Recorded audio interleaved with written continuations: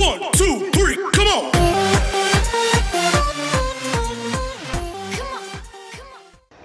चल good morning. तो देखिए आज अपन स्टार्ट करने जा रहे हैं अपना न्यू टॉपिक, क्योंकि ऑलरेडी एक टॉपिक हो चुका है अपना और पिछले कई दिनों से मतलब हो गया, अभी 15 दिन में भी हो चुका है क्योंकि अपन ने लेक्चर सेंड नहीं किए। तो अभी जैसे सूरज सर ने कल कहा था कि आप लोगों को हम ऑनलाइन पढ़ाने वाले हैं, लेकिन ऑनलाइन में थोड़ा सा चैलेंज है कि जो जूम का कैमरा होता है वो बोर्ड का बराबर दिखता नहीं है। तो इसलिए हम लोगों ने अभी वो एक पैड आता है स्केच पैड, उसको हमने ऑर्डर किया है। तो अभी हम लोग उसके थ्रू लाइव पढ़ाने वाले हैं। मतलब हम लोग जो भी पीसी में लिखेंगे वो डायरेक्टली आपके स्क्रीन पे दिखेगा। मतलब बोर्ड पे जो भी इशू आता है वो इशू वहाँ पे रहेगा नहीं। एक्चुअली जो क्लियर मतलब पीसी में जो राइटिंग दिखती है वो एक्चुअल राइटिंग आपके स्क्रीन पे दिखेगी। तो इसलिए उसको ऑर्डर करने के लिए मतलब कम से कम 1 हफ्ते का टाइम चाहिए, तो वो 1 हफ्ते के बाद में आ जाएगा। और आपकी जो क्लासेस होगी ऑनलाइन क्लासेस वो होगी बेटा 16 तारीख से, मतलब 15 अगस्त के बाद। तो 15 अगस्त के बाद आपको लेक्चर्स ऑनलाइन पढ़ाए जाएंगे। तब तक मेरा जो लेक्चर्स रहेगा अभी आज से लेके मतलब आज का मेरा जो सेकंड टॉपिक है एडमिशंस ऑफ पार्टनर, ये अपन पढ़ने जा रहे हैं क्योंकि बहुत इंपॉर्टेंट और बहुत इंटरेस्टिंग टॉपिक है। बने रहिएगा पूरे वीडियो में तो आपको पूरा अच्छे से समझ में आएगा। इसकी मैं पूरी कोशिश करूँगा कि आप लोगों को कहीं पर भी बोर ना हो, इसका मैं पूरा ध्यान रखूँगा। लेकिन आप लोगों को भी क्या करना पड़ेगा, उस चीज़ को फोकस करके, यानी कहीं पर भी अलाली और कोई पर भी नहीं चाहिए। अगर से आपने अलाली किया या बाजू में टीवी चालू है, बाजू में बच्चे हैं, बाजू में पापा आवाज़ दे रहे हैं, मम्मी आवाज़ दे रही है, अगर से ऐसा डिस्टर्बेंस होगा तो कुछ भी समझ में नहीं आएगा। कम से कम 30 मिनट का वीडियो रहेगा तो पूरा 30 मिनट कॉन्सेंट्रेशन कीजिए तो आपको अच्छे से समझ में आएगा। इसका मैं पूरा ध्यान रखूँगा, ठीक है। क्योंकि किसी भी टॉपिक का बेसिक पढ़ना उसका बहुत इंपॉर्टेंट होता है। जैसे मैंने आपको डिसोल्यूशन पढ़ाया था, तो डिसोल्यूशन के बेसिक में 2-3 लेक्चर्स लग गए थे। तो कोई भी टॉपिक पढ़ने के पहले उसका बेसिक बहुत इंपॉर्टेंट है। और जबकि आपने एक बार डिसोल्यूशन पढ़ लिया है तो डिसोल्यूशन का थोड़ा सा बेसिक यहाँ पे काम में आएगा, क्योंकि जो असेट्स ट्रांसफर की एंट्री मैंने आपको बताया था, उसके बाद प्रॉफिट ट्रांसफर की एंट्री बताया था मैंने आपको, उसके बाद लॉस ट्रांसफर की एंट्री बताया था। तो कुछ तो भी एंट्री मतलब जो अपन ने डिसोल्यूशन में ऑलरेडी एक बार पढ़ चुके, वो सेम एंट्री यहाँ पे कुछ एंट्री यहाँ पे रिपीट होगी, लेकिन कुछ चीज़ें अलग भी हैं। अभी ये अपन देखेंगे क्या क्या अलग है इसके बारे में। क्योंकि जब ये टॉपिक है तो टॉपिक आता है 10 मार्क के लिए, है ना। क्वेश्चन नंबर 4 में आता है या 3 में आता है, मुझे इतना पता नहीं, बट ये 10 मार्क के लिए आता है और थोड़ा सा चैलेंजिंग है। बस थोड़ा सा आपको ध्यान देके पढ़ना है। जैसे जैसे पढ़ाऊंगा वैसे वैसे आपको सीक्वेंस में पढ़ना है। मतलब आपको जो एडमिशंस ऑफ पार्टनर जो मैं पढ़ाऊंगा वो आने वाले 1 हफ्ता या 10 दिन तक आपको रिकॉर्डेड लेक्चर्स मिलेंगे और उसके बाद अपन उसको ऑनलाइन में पढ़ेंगे। क्लियर है? इतना जो मैं बता रहा हूँ उसको ध्यान से सुनिए और जो अभी मैं पढ़ाऊंगा उसको अच्छे से सुनिए, क्योंकि पूरे वीडियो में एक बार में देखिए अच्छे से क्लियर हो जाएगा, उसका रिस्पॉन्सिबिलिटी मेरे ऊपर छोड़ दो। क्लियर इतना? तो चलो देखते हैं अभी। तो देखिए आज अपन स्टार्ट करने जा रहे हैं बेटा अपना सेकेंड टॉपिक। ये अपना सेकेंड टॉपिक है जिसका नाम है एडमिशंस ऑफ पार्टनर। अभी इसके पहले अपन ने पढ़ा था डिसोल्यूशन ऑफ पार्टनरशिप फर्म। सबसे पहले अपन ने पार्टनरशिप फर्म को बंद करना सीखे थे कि पार्टनरशिप कैसे बंद करी जाती है। तो जो पहला जो टॉपिक था वो था अपना डिसोल्यूशन। क्या था बेटा? डिसोल्यूशन। अभी डिसोल्यूशन का मतलब होता है कि पार्टनरशिप फर्म का एग्रीमेंट, जो पार्टनर्स के बीच में जो एग्रीमेंट बना है उसको डिसॉल्व करना, यानी बंद कर देना। पार्टनरशिप फर्म को बंद कर देना, उसी को बोलते हैं डिसोल्यूशन। बट अभी यहाँ पे डिसोल्यूशन नहीं, यहाँ पे बेटा एडमिशंस ऑफ पार्टनर। तो देखिए सबसे पहले समझ लीजिए इसका एडमिशन ऑफ पार्टनर। तो देखिए ये टॉपिक का नाम है बेटा एडमिशंस ऑफ पार्टनर। अभी इसका मतलब क्या होता है? तो देखिए सबसे पहले तो आपको इसका मीनिंग ही समझना पड़ेगा कि what is the admissions of partner. ये पार्टनर्स का एडमिशंस होता क्या? जैसे इसके पहले अपन ने देखा था डिसोल्यूशन में, डिसोल्यूशन करने के रीजंस क्या क्या, कौन कौन से ऐसे रीजंस है जिसकी वजह से आपकी जो पार्टनरशिप फर्म है वो क्या होती है? डिसॉल्व होती है। तो जैसे मैंने बताया था वहाँ पे पार्टनर्स इंसॉल्वेंट हो गया या पार्टनर्स भयताड़ हो गया, ये आपके रीजंस है। या पार्टनरशिप फर्म का जो भी पीरियड है वो कंप्लीट हो गया, या मान के चलिए आपकी पार्टनरशिप फर्म कोई इलीगल काम कर रही है। तो ऐसे बहुत सारे रीजंस है जिसकी वजह से आपकी पार्टनरशिप फर्म है जो क्या करती है? डिसॉल्व होती है। अभी यहाँ पे डिसोल्यूशन नहीं पढ़ रहे, यहाँ पे हम पढ़ रहे बेटा एडमिशंस ऑफ पार्टनर। तो पहले इसका मीनिंग अच्छे से समझ लीजिए, एडमिशंस ऑफ पार्टनर का मतलब होता क्या है। फिर अपन उसका पढ़ेंगे अकाउंटिंग एस्पेक्ट्स कि इसमें क्या क्या अपने को करना है। तो एडमिशंस ऑफ पार्टनर का मतलब होता है जब भी कोई नया पर्सन, यहाँ पे ध्यान से सुने जो मैं बता रहा हूँ, जब भी कोई नया पर्सन आपके पार्टनरशिप फर्म में एज अ पार्टनर एंटर होता है उसी को बोलते हैं admissions of partner. Again I repeat my sentence. देखिए मैं क्या बोल रहा हूँ, सबसे पहले जो भी पर्सन कोई भी एक नया पर्सन, हाँ मैं न्यू पार्टनर्स की बात कर रहा हूँ, नए पर्सन की बात कर रहा हूँ। जब भी कोई नया पर्सन आपके पार्टनरशिप फर्म में एंटर होता है, आपके पार्टनरशिप फर्म में एंटर होता है एज अ पार्टनर, उसी को बोलते हैं admissions of partner. For example देखिए, जैसे फॉर एग्जाम्पल ए और बी ऐसे दो लोग पार्टनर हैं, जैसे ये भी पार्टनर है और दो, तो इनकी पार्टनरशिप फर्म है, तो दोनों के बीच में क्या बना बेटा, एग्रीमेंट। तो दोनों के बीच में एग्रीमेंट लगा, तो मान के चलिए इसने भी कैपिटल लगाया 1 लाख रुपए और इसने भी कैपिटल लगाया 1 लाख रुपए, और इन्होंने बिजनेस शुरू किया और दोनों ने कैपिटल लगा दिया, और कितना हो गया इनका, 2 लाख रुपए इनका कैपिटल हो गया। तो सबसे पहले उन्होंने बिजनेस शुरू किया, तो दोनों के बीच में पहले एग्रीमेंट बना है जिसको बोलते हैं पार्टनरशिप डीड। ये जो एग्रीमेंट होता है उसी को बोलते हैं पार्टनरशिप डीड। तो दोनों के बीच में क्या बना है, आपका एग्रीमेंट बना है, ये दो पार्टनर है। अभी मान के चलिए मिस्टर सी थर्ड पर्सन, ये नया पर्सन है, ठीक है। अभी नया पर्सन चाहे तो कोई भी नया पर्सन पार्टनरशिप में ऐड हो सकता है, लेकिन आपको पहले दोनों पार्टनर से पूछना पड़ेगा। अगर से दोनों पार्टनर्स चाहते हैं कि नए पर्सन को हमें ऐड करना है, अभी नए पर्सन ऐड करने की क्या क्या रिक्वायरमेंट है, जैसे अपन पढ़ते थे डिसोल्यूशन क्यों बंद किया जाता है, मतलब डिसोल्यूशन क्यों होता है, तो उसके रीजंस थे। तो यहाँ पर भी जब नया पार्टनर्स ऐड होगा तो उसके भी कुछ तो भी रीजंस है। अभी एक बात बताओ, अगर से मान के चलिए पहले दो लोग है बिजनेस कर रहे हैं, जैसे ये कर रहा है बिजनेस और बी दोनों बिजनेस कर रहा है, तो इनका जो कैपिटल है, इसने 1 लाख रुपए लगा दिया और इसने भी 1 लाख रुपए लगा दिया, मतलब इनका कैपिटल क्या हो गया, लिमिटेड हो गया। अभी जैसे मिस्टर सी आएगा तो मिस्टर सी भी क्या करेगा, 1 लाख रुपए लगाएगा, मतलब आपके बिजनेस का जो कैपिटल है वो क्या हो जाएगा, बढ़ जाएगा। मतलब अगर से आपको बिजनेस को एक्सपांड करना है तो वहाँ पे कैपिटल की रिक्वायरमेंट को, तो सबसे पहला रीजन वही होता है कि आपके बिजनेस की कैपिटल को रिक्वायरमेंट को फुलफिल करने के लिए एज अ पार्टनर्स आप किसी पर्सन को ला सकते हैं। बिजनेस करने के दो तरीके होते हैं, या तो खुद का पैसा लगा दो या तो मार्केट से पैसा लेके आओ। अगर से आपने मार्केट से पैसा लेके आए तो बेटा आपको इंटरेस्ट देना पड़ेगा उसके ऊपर, तो हर साल आपको इंटरेस्ट देना पड़ेगा, चाहे आपको प्रॉफिट हो या ना हो, आपको इंटरेस्ट कंपलसरी देना पड़ेगा। बट एज अ पार्टनर अगर से आप किसी को बनाते हो तो उसको आपको प्रॉफिट में शेयरिंग देना पड़ता है। लेकिन जब आप शेयरिंग देंगे, एक सेकेंड, ये फोन इधर क्या कर रहे हैं, ये सूरज सर मतलब सचिन सर को देखिए। हाँ चलो देखिए, तो यहाँ पे जो 1 लाख रुपए कैपिटल है वो, जैसे फॉर एग्जांपल यहाँ पर मिस्टर सी है, तो मिस्टर सी क्या करेगा, 1 लाख रुपए कैपिटल लेके आएगा। तो सबसे पहला रीजन यही है कि आपकी कैपिटल की रिक्वायरमेंट को फुलफिल करने के लिए आप लोग क्या करेंगे बेटा, एज अ पार्टनर्स किसी थर्ड पर्सन को अपॉइंट करेंगे, उसी को बोलते हैं एडमिशंस ऑफ पार्टनर। तो एडमिशंस ऑफ पार्टनर समझ में आ गया।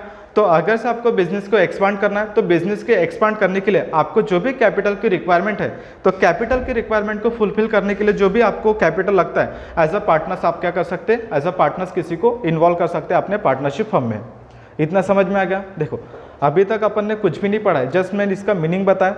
अभी देखो उसके बाद जैसे फॉर एग्जाम्पल, अभी पहले जैसे फॉर एग्जाम्पल दो पार्टनर्स थे, दो पार्टनर्स मतलब कौन कौन थे, ए और बी। जैसे फॉर एग्जांपल आपके पार्टनरशिप हमको प्रॉफिट हो रहा है, मान के चलिए 100 रुपये का। कितने का प्रॉफिट हो रहा है बेटा, 100 रुपये का। अभी 100 रुपीज़ का जो प्रॉफिट है ये आपको पहले क्या करना पड़ेगा, ए में बांटना पड़ेगा, बी में बांटना पड़ेगा। तो जब दो लोग थे तो ये जो शेयरिंग था कितने लोगों में बढ़ता था, 2 लोगों के बीच में। अभी जब ये नया पार्टनर्स आएगा तो शेयरिंग कितने लोगों में होगा, 3 लोगों में होगा। मतलब इसका मतलब क्या होता है, तो इसका मतलब होता है कि जब भी 2 पार्टनर थे तो पहले जो प्रॉफिट बढ़ता था 100 रुपये का, पहले 2 लोगों में बढ़ता था। अभी जब ये नया पार्टनर्स पार्टनरशिप में आ रहा है तो जो 100 रुपये का प्रॉफिट है ये कितने लोगों में बांटना पड़ेगा, 3 लोगों में, मतलब ए बी सी।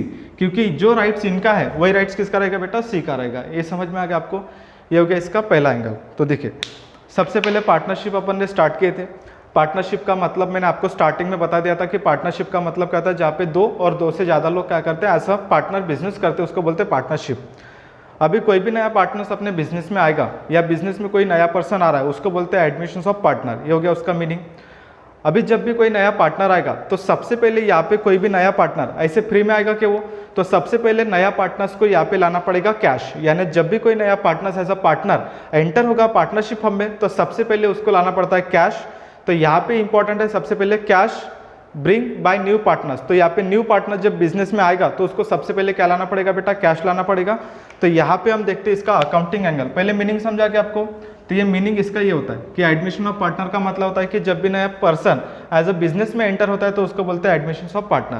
क्लियर इतना। अभी उसके बाद अभी देखो पहले का जो प्रॉफिट था, ये 100 रुपये का जो प्रॉफिट था, अभी कितने लोगों में बढ़ता था, पहले 2 लोगों में, ये आने के पहले। अभी जैसे नया पार्टनर आएगा तो जो 100 रुपये का जो शेयरिंग है कितने लोगों में होगा, 3 लोगों में। इसका मतलब होता है कि जैसे जो ए और जो बी है दोनों का जो शेयरिंग है वो क्या करना पड़ेगा, इसको कुछ तो भी रेशो और इसको कुछ तो भी रेशो क्या करना पड़ेगा, अपना इसको देना पड़ेगा। मतलब जैसे फॉर एग्जांपल अभी देखो एग्जांपल, जैसे पहले का रेशो था उनका 1:1, तो 100 रुपये 1:1 में कितना आएगा, 50 रुपीज़ और 50 रुपीज़, 50 रुपये आएगा बरोबर। अभी जैसे फॉर एग्जांपल न्यू पार्टनर आएगा तो क्या करना पड़ेगा, इसको अपने 50 रुपीज़ में से कुछ तो भी पोर्शन देना पड़ेगा और इसको भी अपने 50 रुपीज़ में कुछ तो भी पोर्शन देना पड़ेगा। इसी जो पोर्शन हम सेक्रीफाइस कर रहे हैं इसी को बोलते हैं सेक्रीफाइस रेशो। सेक्रीफाइस का मतलब कुछ तो भी त्याग करना पड़ेगा। जैसे फॉर एग्जांपल पहले हम 2 पार्टनर है और कोई थर्ड पर्सन आ रहा है तो मेरा कुछ तो भी प्रॉफिट का हिस्सा वो नए पर्सन को देना पड़ेगा और जो नए पर्सन को देते तो मेरे जेब से जो पैसा जा रहा है वो हो गया सेक्रीफाइस। क्या हो गया बेटा, वो सेक्रीफाइस, सेक्रीफाइस रेशो बोलते हैं इसको। तो ये सेक्रीफाइस रेशो क्या होता है, कैसे निकालते हैं, ये सब अपन अभी चेक करेंगे। अभी अपन इसका एक्चुअल अकाउंटिंग लैंग्वेज पढ़ेंगे, अकाउंटिंग में इसका क्या क्या इफेक्ट होता है ये सब अपन पढ़ेंगे। तो यहाँ पे 2 चीज़ें निकालना इंपॉर्टेंट है। कौन कौन सा, तो सबसे पहले न्यू प्रॉफिट शेयरिंग रेशो, ये एक वर्किंग बनती है यहाँ पे। उसके बाद सेक्रीफाइस रेशो, ये कैसे निकालते हैं अपन पढ़ेंगे। तो 2 चीज़ें बहुत इंपॉर्टेंट है, एक है न्यू प्रॉफिट शेयरिंग रेशो ये पहला, और दूसरा है बेटा आपका सेक्रीफाइस रेशो। सेक्रीफाइस रेशो का मतलब जो पुराने पार्टनर है उन लोगों को कुछ तो भी सेक्रीफाइस करना पड़ेगा उनके प्रॉफिट में से, बिकॉज जो पहले का प्रॉफिट था 2 लोगों में बढ़ता था, अभी जब नया पार्टनर आया तो वो 3 लोगों में बढ़ेगा। तो इनको कुछ ना कुछ सेक्रीफाइस करना पड़ेगा, उसी को बोलते हैं सेक्रीफाइस रेशो। क्लियर इतना? तो चलो देखते हैं आगे।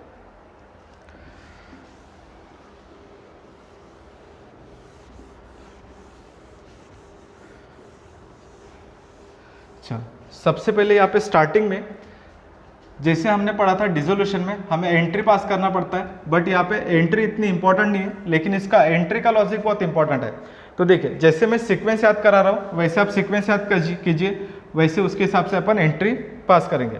तो सबसे पहले यहाँ पे जो जर्नल एंट्रीज होती है, यहाँ पे जर्नल एंट्रीज, तो जर्नल एंट्रीज जो होती है तो सबसे पहले जो एंट्री होगी वो होगी कैश लाने की, कैश, फिर दूसरी होती है गुडविल लाने की,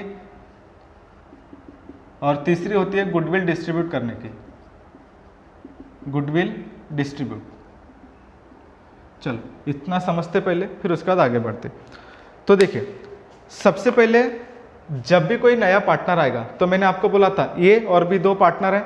नया पार्टनर कौन है, मिस्टर सी। मिस्टर सी जब बिजनेस में आएगा, जैसे फॉर एग्जांपल अभी मिस्टर सी बिजनेस में आ रहा है एज अ पार्टनर, तो उसको सबसे पहले क्या लाना पड़ेगा, कैपिटल। तो सबसे पहले बिजनेस में कंपलसरी एंट्री होगी कैश लाने की, cash brought by new partner. अभी न्यू पार्टनर बिजनेस में पैसा लेके आ रहा है, तो यहाँ पे कौन लेके आ रहा है बेटा, न्यू पार्टनर, मतलब कौन है, मिस्टर सी। तो देखिए मिस्टर सी ये न्यू पार्टनर है, इसको बोलेंगे न्यू पार्टनर। और जो मिस्टर ये है, ये और बी, ये कौन है आपके, ओल्ड पार्टनर, ओल्ड पार्टनर, और ये भी बोलेंगे ओल्ड पार्टनर। तो देखिए सबसे पहले ये और बी, ये हर बार एग्जांपल कैरी होगा, जहाँ जहाँ पर मैं एग्जांपल दूंगा। मिस्टर ये ओल्ड पार्टनर है, मिस्टर भी ओल्ड पार्टनर है, जो पुराने पार्टनर है। अभी न्यू पार्टनर कौन है, सी, क्योंकि हम क्या पढ़ रहे हैं, एडमिशंस ऑफ न्यू पार्टनर, यहाँ पे इसका नाम ही है न्यू पार्टनर। तो न्यू पार्टनर कौन है यहाँ पे, मिस्टर सी। तो सबसे पहले हम किसकी बात करें, न्यू पार्टनर्स की। जैसे फॉर एग्जांपल इनका नाम है A B C partnership firm, इनके पार्टनरशिप फर्म का नाम है एबीसी पार्टनरशिप फर्म। तो जो न्यू पार्टनर है कौन है बेटा, सी। तो सी को पहले बिजनेस में पैसा लाना पड़ेगा, और जो अकाउंटिंग होती है वो होती है बेटा, अकाउंटिंग बिजनेस एंगल से होती है, ना कि किसी पार्टनर्स की। तो हम यहाँ पे जो अकाउंटिंग होगी, मतलब अकाउंटिंग ईयर जो फॉलो होगा, हमारा जो फाइनेंशियल ईयर होता है अप्रैल को शुरू होता है, 31 मार्च को खत्म होता है। तो फाइनेंशियल ईयर किसका होगा, पार्टनरशिप फर्म का, जो भी पार्टनरशिप फर्म होगी उसका। तो सबसे पहले हम पार्टनरशिप फर्म के बारे में सोचेंगे कि बिजनेस में पैसा आ रहा है कि जा रहा है। अभी नया पार्टनर बिजनेस में पैसा ला रहा है, कौन ला रहा है बेटा, नया पार्टनर। कौन है यहाँ पे, मिस्टर सी। तो मिस्टर सी पैसा ला रहा है, तो सबसे पहले एंट्री कैश लाने की एंट्री होगी। तो यहाँ पर पहली एंट्री जो जर्नल एंट्रीज में जो पहली एंट्री होगी, काय की एंट्री होगी, कैश लाने की। तो कैश लाने की एंट्री जो होगी वो होगी सबसे पहले cash oblique bank account debit to new partners capital account credit. चलो लॉजिक समझते इसका, तो मैं आपको समझाता हूँ। Being cash brought by new partners. अभी आपको लिखना कुछ भी नहीं है, मैं एक साथ पूरा लिख के दूंगा, बस अभी समझाने के लिए मैं लिख रहा हूँ। तो देखिए सबसे पहले एंट्री क्या हुई बेटा, तो सबसे पहले एंट्री होगी कैश लाने की। तो क्या एंट्री पहले ध्यान दो, सबसे पहले एंट्री होगी cash oblique bank account debit to new partners capital account credit. तो देखिए सबसे पहले कैश ऑब्लिक बैंक, कैश मतलब गांधी जी, गांधी जी मतलब रियल अकाउंट है, क्योंकि रियल अकाउंट का रूल मैंने आपको बताया था। रियल अकाउंट में क्या क्या आता है, कैश, गुड्स, असेट्स, ऐसी 3 चीजें आती है। तो रियल अकाउंट का रूल बोलता है debit what's comes in, credit what's goes out. तो अभी एक बात बताओ, पैसा कौन ला रहा है, मिस्टर सी। तो ये जो न्यू पार्टनर है ये मान के चलिए 1 लाख रुपए लेके आ रहा है, तो कैश किस में आ रहा है बेटा, बिजनेस में आ रहा है। तो कैश बिजनेस में आ रही है तो कैश अकाउंट डेबिट करेंगे। चाहे तो आप कैश और चेक दोनों लेके आ सकते हैं, तो cash oblique bank account debit to new partners. New partners कौन है, सी, है ना। तो ये सी पर्सन है, तो पर्सन का रूल लगेगा जिसको बोलते हैं पर्सनल अकाउंट। पर्सनल अकाउंट का रूल बोलता है debit the receiver, credit the giver, क्योंकि पैसा दे रहा है इसलिए क्या करेंगे, क्रेडिट करेंगे। समझ में आ गई है। तो एंट्री होगी सबसे पहले cash oblique bank account debit to new partners capital account credit. Narration आएगा being cash brought by new partners. ये होगी आपकी पहली एंट्री, समझाइए। तो पहली एंट्री इंपॉर्टेंट है और हर क्वेश्चन में पहली एंट्री होगी, क्योंकि जब भी नया पार्टनर आएगा तो पैसा साथ में लेके आएगा। तो पैसा लेके आएगा तो पहली एंट्री होगी कैश लाने की। तो कैश लाने की एंट्री होती है cash oblique bank account debit to new partners capital account credit. ये समझा आपको। चलो उसके बाद अभी देखो नेक्स्ट एंट्री होती है गुडविल लाने की। पहले मैं समझा देता हूँ गुडविल होता क्या है। अभी गुडविल होता है इनटेंजिबल असेट्स। इनटेंजिबल असेट्स का मतलब होता है जो चीज़ें दिखाई नहीं देती है। जैसे फॉर एग्जांपल हल्दीराम की मार्केट में गुडविल दिखती नहीं है। अभी गुडविल का मतलब क्या होता है, जैसे फॉर एग्जांपल अभी मेरा जो बिजनेस है वो मेरा बिजनेस है टीचिंग करने का। अभी हम लोग यहाँ पे कॉमर्स फील्ड वालों को पढ़ाते हैं। कॉमर्स फील्ड में 11+12 बीकॉम में ग्रेजुएशन लोगों को, फिर पूरा ग्रेजुएशन हम लोग पढ़ाते हैं। तो अगर से मान के चले मैं कोई नया पर्सन ऐड भी करूँ यहाँ पे कि नया पर्सन आएगा, जैसे फॉर एग्जांपल मैं किसी मिस्टर सी को या थर्ड पर्सन को ला रहा हूँ, तो थर्ड पर्सन को मुझे उसी पर्सन को लाना पड़ेगा जिनको फील्ड के बारे में नॉलेज है। मैं ऐसे पर्सन को लेके आऊँगा कि जिनको फील्ड के बारे में नॉलेज ही नहीं है। अगर से मैं बोलूँ किसी साइंस वाले को कि कॉमर्स पढ़ा है तो चलेगा क्या, मतलब साइंस वाला बंदा कॉमर्स पढ़ा सकता है क्या, पॉसिबल नहीं है। या कॉमर्स वाला बंदा साइंस पढ़ा सकता है क्या, पॉसिबल भी नहीं है। मतलब यहाँ पे मुझे उन्हीं पर्सन को लाना पड़ेगा जो उस पर्टिकुलर फील्ड में नॉलेज रखते हैं। जैसे फॉर एग्जांपल अगर से हम लोग यहाँ पे ग्रेजुएशन पढ़ा रहे तो ग्रेजुएशन हम बीकॉम पढ़ा रहे, तो बीकॉम वालों को मतलब उनको नॉलेज होना चाहिए बीकॉम का कि बीकॉम में कौन कौन से सब्जेक्ट्स है और उनको कैसे पढ़ाया जाता है, तो उसको नॉलेज होना चाहिए। मतलब उसकी कहीं ना कहीं गुडविल होनी चाहिए, उसको उस फील्ड के बारे में नॉलेज होना चाहिए। तो यहाँ पे जो सेकंड एंट्री होती है वो होती है गुडविल लाने की। गुडविल मतलब उसका पर्टिकुलर मार्केट में कहीं ना कहीं उसने ऑलरेडी काम करना चाहिए, क्योंकि उसको नॉलेज होना चाहिए तभी हम उस पर्सन को ला सकते हैं। मतलब उसका मार्केट में कहीं ना कहीं गुडविल होना चाहिए। गुडविल मतलब इंटेंजिबल असेट, वो अपने नाम से हमारी पार्टनरशिप हम में क्या फायदा हो रहा है, क्योंकि कोई भी पर्सन आएगा तो उसका नाम तो यूटिलाइज होगा। जैसे फॉर एग्जांपल अगर से मैं थर्ड पर्सन को ला रहा हूँ तो उसके नाम से हमारे बिजनेस की गुडविल बढ़ना चाहिए। गुडविल मतलब उसका जो इमेज है वो बढ़ना चाहिए। तो वहाँ पे जो सेकंड एंट्री होगी वो एंट्री होगी गुडविल लाने की। मतलब जैसे हम कैश लाते तो सेकंड एंट्री होगी गुडविल लाने की। तो गुडविल कितने रुपए लाएगी, कैसे लाएगी, तो गुडविल हमें पहले कैलकुलेट करना पड़ेगा। और गुडविल कैलकुलेट करी जाते प्रीवियस ईयर के प्रॉफिट से, क्योंकि गुडविल फ्यूचर प्रॉफिट से कभी कैलकुलेट नहीं करी जाती है। गुडविल हमें प्रीवियस ईयर प्रॉफिट से देखी जाती है कि हमने पिछले साल में क्या कांड किए, मतलब कितने प्रॉफिट कमाए। जैसे फॉर एग्जांपल मान के चलिए पिछले, आज मेरा 2015 चल रहा है तो 2011 का प्रॉफिट है मेरा 20,000, 2012 का प्रॉफिट है 50,000, 2013 का प्रॉफिट है 1 लाख और 2014 का प्रॉफिट है मेरा 2 लाख रुपए। तो मेरा प्रॉफिट क्या हो रहा है, इंक्रीज हो रहा है। मतलब कहीं ना कहीं मेरी गुडविल बढ़ रही है, मतलब मार्केट में इमेज बढ़ रही है ना, तो इमेज बढ़ रही है मतलब मेरा क्या हो रहा है, प्रॉफिट बढ़ रहा है। तो कितनी मेरी मार्केट में इमेज है उसको हमें कैलकुलेट करना पड़ेगा। तो यहाँ पे गुडविल आपको प्रॉब्लम में दिया होता है तो वो ऑलरेडी कैलकुलेट करके दिया होता है। तो जब हमें नहीं देगा तो अपने कैलकुलेट करना पड़ेगा। तो बाकी प्रॉब्लम में ऑलमोस्ट टाइम क्वेश्चन में दिया होता है गुडविल कितना रुपए का है। तो यहाँ पे जो सेकंड एंट्री होगी गुडविल लाने की। तो गुडविल लाने की एंट्री होती है, तो गुडविल हमेशा लाई जाती है बेटा कैश में। ध्यान दो, यहाँ पे जो गुडविल होगी पहली एंट्री क्या होगी, कैश लाने की। सेकेंड एंट्री होगी गुडविल लाने की। तो गुडविल लाने की जो एंट्री होती है वो होती है कैश में। तो सबसे पहली एंट्री होगी cash oblique bank account debit to goodwill account credit. Narration आएगा being goodwill brought by new partner, मतलब C, new partner in cash. तो देखो जो गुडविल का बैलेंस है वो आपको कैश में लाना पड़ेगा। तो एंट्री होगी cash oblique bank account debit to goodwill account credit. Narration में लिखेंगे being goodwill brought by new partners in cash. तो जो गुडविल का अमाउंट है वो अपने को कैश में लाना पड़ेगा। मतलब जितने रुपए की गुडविल है वो हमें उस गुडविल से कुछ तो भी फायदा होगा। ये जो गुडविल है वो हमें काय में लाना पड़ेगा, कैश में। तो सबसे पहले एंट्री याद कीजिए, पहली एंट्री क्या होगी, कैश। थोड़ा टेक्निकल चैप्टर है बेटा, ध्यान से पढ़ो इसको, थोड़ा सा टेक्निकल है और थोड़ी चीज़ें इसमें ज़्यादा है, तो बराबर इसको ध्यान से पढ़िए। सबसे पहली एंट्री होगी कैश लाने की, जो मैं सीक्वेंस याद कर रहा हूँ उसको याद कर लीजिए। पहली एंट्री होगी कैश लाने की, क्या एंट्री होगी, cash oblique bank account debit to new partners capital account credit, ये पहला एंट्री होगा। नरेशन में लिखेंगे being cash brought by new partner. Second entry होगी goodwill, goodwill brought by new partners, तो एंट्री होगी cash oblique bank account debit to goodwill account credit. Narration आएगा being goodwill brought by new partners in cash, तो जो भी आपका goodwill का है वो काय में लेके आएंगे, आप कैश में लेके आएंगे। समझे आपको इतना, ये हो गया आपकी सेकंड एंट्री, मतलब पहली, दूसरी और तीसरी, ऐसे 3 एंट्री लाइन से कंपलसरी होती है। इसका देखो आपको एंट्री याद करना है तो इसके ब्लॉक बना के याद करो। ब्लॉक मतलब पहला ब्लॉक, दूसरा और तीसरा। पहले ब्लॉक में 3 एंट्री आएगी, तो पहली हो गई, दूसरी, अभी तीसरी। फिर एंट्री होगी goodwill distribute, distribute among the old partners.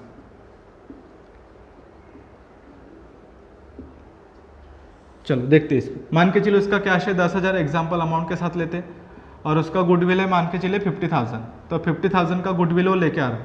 तो देखिए अभी जो गुडविल वो लेके आ रहा है, ये जो सेकंड एंट्री देखो, अभी जो गुडविल लेके आ रहा है ये वाले, गुडविल कितने बेटा उसके, तो गुडविल है 50,000 रुपीज़ की, 50,000 रुपीज़ की गुडविल है। तो ये जो गुडविल है ये हमें क्या करना पड़ेगा, डिस्ट्रीब्यूट करना पड़ेगा। तो डिस्ट्रीब्यूट जो किया जाता है, goodwill distribute among the old partners, एक second, distribute among the old partner. तो जो गुडविल है वो किसको बांटना पड़ेगा, अमंग द ओल्ड पार्टनर्स। मतलब अभी जो आपकी गुडविल है, जैसे फॉर एग्जांपल इसकी गुडविल कितने रुपए की है, 50,000 रुपीज़ की, तो 50,000 की गुडविल लेके आए, तो जो 50,000 रुपीज़ की जो गुडविल है ये हमें क्या करना पड़ेगा, वो जो पुराने पार्टनर है, कौन है बेटा ये, और यहाँ पे कौन है बी, इसके बीच में हमें क्या करना पड़ेगा, रेशियो में डिस्ट्रीब्यूट करना पड़ेगा। मतलब जो भी नया पार्टनर्स गुडविल का अमाउंट लेके आएगा, वो गुडविल को आपको क्या करना पड़ेगा, डिस्ट्रीब्यूट करना पड़ेगा अमंग द ओल्ड पार्टनर्स। ये आपकी थर्ड एंट्री होगी। प्रॉब्लम में दिया है तो भी आपको एंट्री पास करना पड़ेगा, प्रॉब्लम में नहीं दिया है तो भी आपको एंट्री पास करना पड़ेगा। मतलब ये एंट्री जो थर्ड वाली होती है वो कंपलसरी, मगर अगर गुडविल ला रहा है मतलब उसको डिस्ट्रीब्यूट करना ही पड़ेगा। तो सेकेंड वाली एंट्री हो गई तो थर्ड वाली एंट्री अपने आप हो जाएगी, ये इंपॉर्टेंट है, ध्यान रखो। अगर से वो गुडविल कैश में ला रहा है तो गुडविल डिस्ट्रीब्यूट कंपलसरी होगा, मतलब होगा। प्रॉब्लम में भले देगा तो भी करेंगे, नहीं देगा तो भी करेंगे। जैसे अपन डिसोल्यूशन में पढ़ते थे कि लाइबिलिटी ट्रांसफर हो गई मतलब उसका पेमेंट करना कंपलसरी है। पेमेंट करना कंपलसरी हो, क्योंकि आपने पैसा लिया तो पैसा पे करना ही पड़ेगा, वो भले एडजस्टमेंट बोले तो भी करना है, नहीं बोलना है तो भी करना है। तो वैसे चाहिए यहाँ पे डिस्ट्रीब्यूट करना कंपलसरी है, तो डिस्ट्रीब्यूट किसको करना पड़ेगा, ओल्ड पार्टनर्स को। तो एंट्री क्या होगी देखो, हाँ यहाँ पे जो गुडविल है क्या हो चुका है, क्रेडिट है ना। तो यहाँ पे गुडविल एक बार क्रेडिट हो चुका है तो दूसरी बार क्या में जाएगा, डेबिट में, क्योंकि एक बार बैलेंस जब क्रेडिट हो गया तो दूसरी बार क्या में आएगा, डेबिट में। मतलब एंट्री होगी गुडविल अकाउंट डेबिट टू, किसको बांटना है बेटा, यहाँ पे क्या लिखा है, ओल्ड पार्टनर्स, और यहाँ पे ओल्ड पार्टनर्स कौन है, मिस्टर ए और मिस्टर बी। तो यहाँ पे लिखेंगे A capital account credit to B's capital account credit. Narration लिखेंगे being goodwill distribute among the old partners, among the old partners on their profit sharing ratio, ये उनका आएगा। तो जैसे 50,000 रुपीज़ का गुडविल है और मान के चलिए उनका जो रेशियो है वो 1:1 है, तो 1:1 मतलब इसको इक्वल करना पड़ेगा। तो यहाँ पर आएगा 25,000 रुपीज़ और यहाँ पर भी आएगा 25,000 रुपीज़, या ऐसे उसके एंट्री पास करना पड़ता है। तो समझाइए थर्ड एंट्री, तो ये तीनों एंट्री, तो ये हो गया पहला ब्लॉक। तो तीनों एंट्री एक साथ याद कर लेने का। पहला ब्लॉक कौन सा है बेटा, कैश गुडविल डिस्ट्रीब्यूट। तो पहले कैश लाने की एंट्री होगी, तो कैश लाने की एंट्री क्या होगी, तो cash oblique bank account debit to new partners capital account credit. Narration लिखेंगे being cash brought by new partners, ये होगी आपकी पहली एंट्री। उसके बाद जो सेकंड एंट्री है goodwill distribute, sorry goodwill brought by new partners in cash. तो सेकंड एंट्री जो होगी गुडविल ब्रॉट करने की मतलब लाने की, तो कैश में लाएंगे तो क्या एंट्री होगी, cash oblique bank account debit to goodwill account credit. Narration आएगा being goodwill brought by new partners, समझाइए। और उसके बाद थर्ड वाली एंट्री होगी goodwill distribute among the old partners. जो भी आपने गुडविल लेके आए, ये जो 50,000 का जो गुडविल है वही गुडविल अगर से आपने गुडविल लेके आए तो जो न्यू पार्टनर है उसको क्या करना पड़ेगा, पुराने पार्टनर्स में गुडविल डिस्ट्रीब्यूट करना पड़ेगा। ये क्यों करते, तो देखिए सबसे पहले जब आप मार्केट में गुडविल पता करते तो गुडविल, जैसे फॉर एग्जांपल मैं पढ़ा रहा हूँ, सूरज सर भी पढ़ाते और सचिन सर नहीं पढ़ाते, तो एक बात बताओ, मार्केट में जब कोई भी स्टूडेंट आता है, जब हमारी क्लास में एडमिशन करता है, तो मेरा नाम सुन के आता है क्या कि निकेश सर बहुत अच्छा पढ़ाते हैं, तो निकेश सर की ट्यूशन में हम ट्यूशन लगाएंगे, ऐसा है क्या? तो वहाँ पे जब मार्केट में जब नाम जाता है तो बिजनेस का नाम जाता है, मतलब न्यूलिप में अच्छा पढ़ाते हैं, ये स्टार्टिंग में, मतलब स्टार्टिंग में किसका नाम आता है? बिजनेस का। तो बिजनेस का नाम क्या है? न्यूलिप। तो जो भी पार्टनर्स की गुडविल है, क्योंकि बिजनेस की गुडविल क्रिएट करना ये किसके हाथ में होता है? पर्सन के हाथ में। जैसे मैं यहाँ पे अच्छा पढ़ाऊंगा तो भी मेरे मार्केट की गुडविल बढ़ेगी, अगर से मैं अच्छा पढ़ाऊंगा ही नहीं तो मेरी मार्केट में गुडविल इमेज अच्छी होगी क्या? नहीं। तो बिजनेस की गुडविल को क्रिएट करना ये किसके हाथ में होता है? उस पर्सन के हाथ में होता है जो पार्टनर्स होता है बिजनेस का उसके हाथ में होता है। तो कोई भी स्टूडेंट जब मेरी क्लास में आएगा तो ऐसा बोलेगा कि सूरज सर अच्छा पढ़ाते तो सूरज सर के पास ट्यूशन लगाएंगे, नहीं, ऐसा नहीं। तो वो बोलते कि हम न्यूलिप में ट्यूशन पढ़ाते ना, सॉरी, न्यूलिप में ट्यूशन लगाएंगे, न्यूलिप में जो सूरज सर है वो अच्छा पढ़ाते, या न्यूलिप में जो निकेश सर है वो अच्छा पढ़ाते। तो पहले किसका नाम आता है बेटा? बिजनेस का। तो बिजनेस का नाम इंपॉर्टेंट है। तो मार्केट में जो गुडविल जाती है वो किसकी जाती है बेटा? गुडविल जाती है बिजनेस की।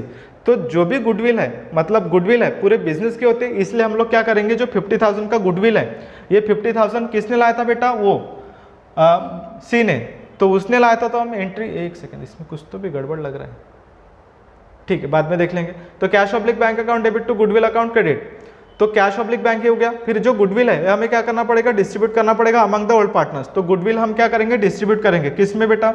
Goodwill distribute among the old partners. और कौन से रेशो में? जो भी उनका रेशो रहेगा वो। क्या एंट्री होगी? Goodwill account debit to A capital और बी कैपिटल अकाउंट क्रेडिट, और नरेशन लिखेंगे being goodwill distribute among the old partners. Clear इतना? क्योंकि जो गुडविल है पूरे एंटायर बिजनेस की होती है, तो इसलिए हमें क्या करना पड़ेगा? पूरे बिजनेस के जो जितने पार्टनर्स है उसके बीच में हमें क्या करना पड़ेगा? डिस्ट्रीब्यूट करना पड़ेगा। ये हो गया इसका पहला ब्लॉक। ये हमें 4 ब्लॉक पढ़ने होते हैं, क्योंकि ब्लॉक वाइज याद करेंगे तो आपको एंट्री जल्दी याद हो जाएगी। तो पहला ब्लॉक क्या है बेटा? आपका 3 है। पहले ब्लॉक में है कैश, गुडविल और गुडविल डिस्ट्रीब्यूट। कैश, उसके बाद कैश, गुडविल, फिर उसके बाद गुडविल डिस्ट्रीब्यूट। गुडविल भी काय में लेके आएंगे? गुडविल भी लेके आएंगे हम लोग कैश में, समझिए। तो ये हो गया आपका पहला ब्लॉक। चाहे तो आप इसको लिख सकते हैं, नहीं भी लिखेंगे तो मैं आपको एक साथ पूरा लिख के दूंगा। चलो उसके बाद नेक्स्ट पढ़ते हैं। कितना टाइम हो रहा है? 10:30 को कम है? ठीक।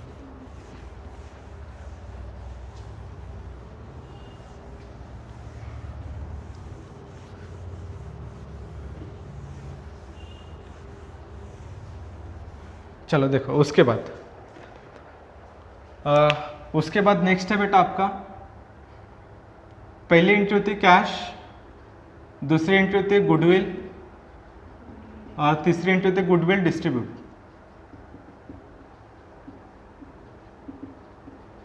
ये हो गया आपका पहला ब्लॉक। उसके बाद नेक्स्ट एंट्री होगी, सेकंड ब्लॉक में 4 एंट्री होगी। असेट्स इंक्रीज, असेट्स डिक्रीज, फिर उसके बाद लाइबिलिटी इंक्रीज और लाइबिलिटी डिक्रीज। ये हो गया आपका सेकेंड ब्लॉक। तो देखिए ये बहुत इंपॉर्टेंट है और पूरा क्वेश्चंस की जान इसमें है। देखो सबसे पहले असेट्स इंक्रीज, इसको अपन पढ़ेंगे नेक्स्ट लेक्चर में डिटेल में, लेकिन मैं आपको स्टार्टिंग में बता देता हूँ। Assets increase, assets decrease. तो देखिए इसमें आपको जो रूल है वो अपने को रूल लगाने पड़ेंगे असेट्स के और बाद में लाइबिलिटी के। तो देखिए सबसे पहले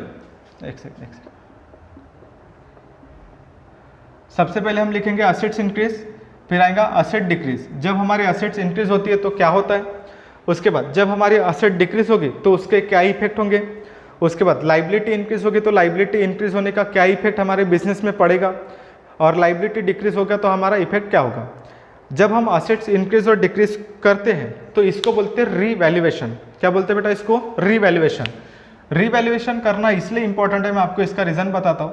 ये हमें करना पड़ता है रीवैल्यूएशन। रीवैल्यूएशन का मतलब फिर से उसका वैल्यू करना, मतलब जो हमारे असेट्स हैं, बिजनेस की असेट्स और बिजनेस की लाइबिलिटी, बिजनेस की असेट्स और बिजनेस की लाइबिलिटी को हमें फिर से वैल्यू करना पड़ता है। ये हमें इसलिए भी करना पड़ता है क्योंकि जब नया पार्टनर आएगा, क्योंकि देखो जैसे फॉर एग्जांपल मेरे बिजनेस की असेट साइड, मेरे बिजनेस की बैलेंस शीट में असेट साइड में दिख रहा है फर्नीचर, जो मैंने 5 साल पहले परचेस किया था और 5 साल पहले उसका वैल्यू था 1 लाख रुपए का फर्नीचर दिख रहा है। लेकिन 5 साल के बाद नया पार्टनर आ रहा है, तो नया पार्टनर आएगा तो on the date of admission of partner, जिस दिन हमारा पार्टनर एंटर होगा तो उस दिन हमारे फर्नीचर की वैल्यू कितनी रहेगी।